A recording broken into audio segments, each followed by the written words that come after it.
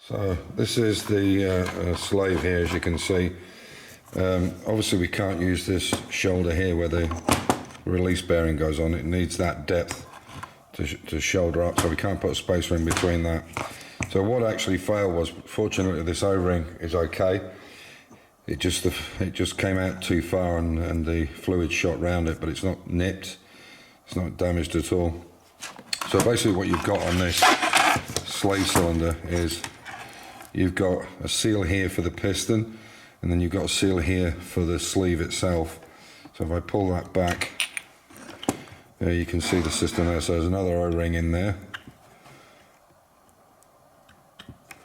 and then this goes over. So what's wrong basically is we haven't got enough travel on this piston to operate the clutch when it's at full pressure, or when it's bled and there's no air in the system, that it's actually coming too far back. So what we need to do is we need to reduce or limit the stroke of the piston to allow this to stay inside the body. So what we're going to do is, I've got a friend who's a master machinist, and what we're going to come up with, or what we think will work, is you can see there's a shoulder here, and this is just over 4.5 mil, this shoulder, and obviously this piston here actually goes into that recess there, you can see, but it has to stop somewhere because hydraulic pressure being equal everywhere, it's going to push the piston back. But if we come back too far off this, the piston's going to shoot out the back, not the front. So what we're going to do is, I've got a friend who's he's a master machinist, Manfred, and this is 4.5 millimeters deep. So what we're going to do is make a spacer ring that packs that groove out, but still allows the body to go in and centralize, which will then pull it forward by 3 millimeter, plus the spacer that we already had in it, which is 6 millimeter, and that should give us the distance we need on the piston and not be anywhere close to where the O-ring seal is. So that's what we're hoping happens. Well, theoretically that's what should happen, and we should be able to bleed it thoroughly and not have it pop out. So that's what we're going to do. So I have to wait for my friend to come over tonight at between 5 and 6 o'clock tonight. If he can machine this up, he has all his own machines at his home on his farm, and so yeah, this is all the calculations we did to see what we need to do. So I'll bring you an update after I spoke to him.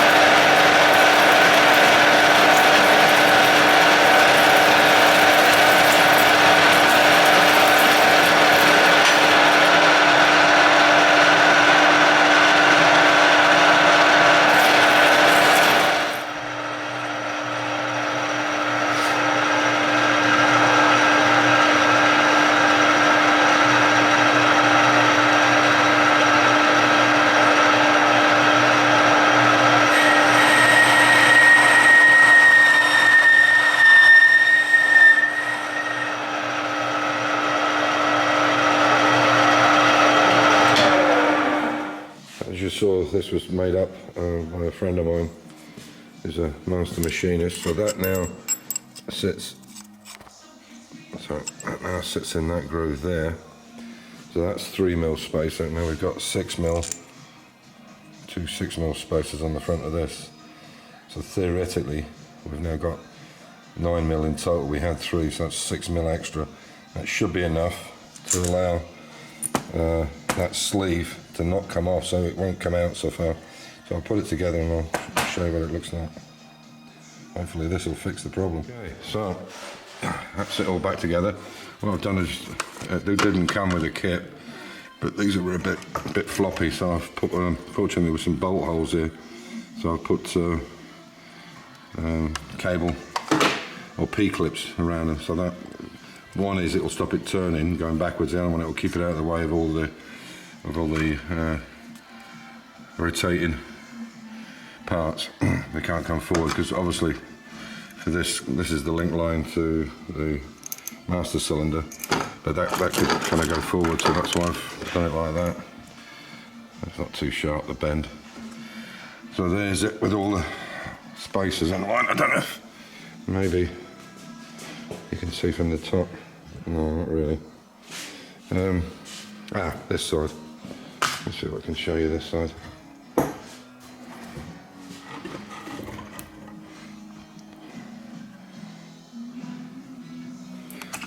So I'll show you from that side. You can see, hopefully you can see the two spaces. There's two spaces of 3mm each, so that's 6mm plus that internal one.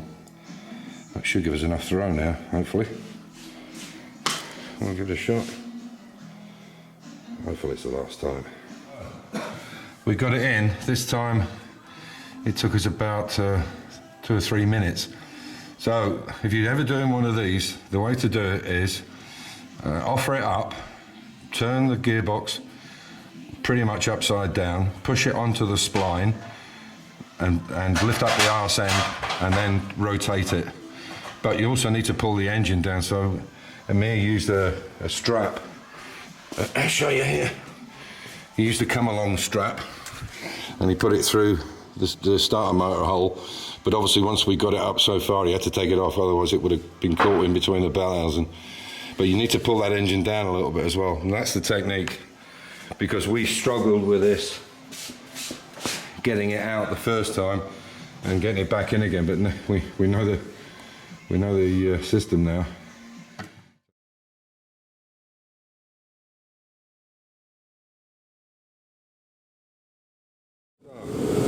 Fortunately, we've had to take the box back out again.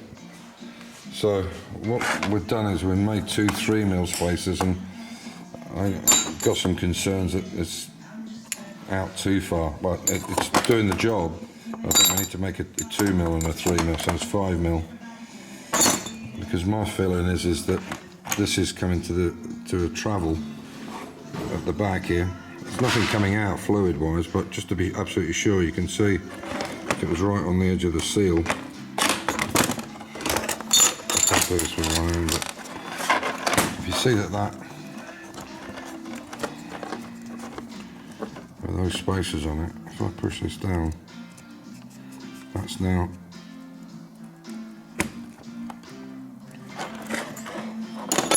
you see it's right on the edge of the seal. If I take this one off, you can see it's right on the edge of the seal now. See, you can see the rubber O-ring, and I think that's what's happening. That needs to be in more like that. Anyway, so we'll have to wait now. We're going to get this master cylinder was pretty manky. We don't know if the seal's knackered or not. We're going to get a new one anyway. See how it goes from there. Fucking nightmare.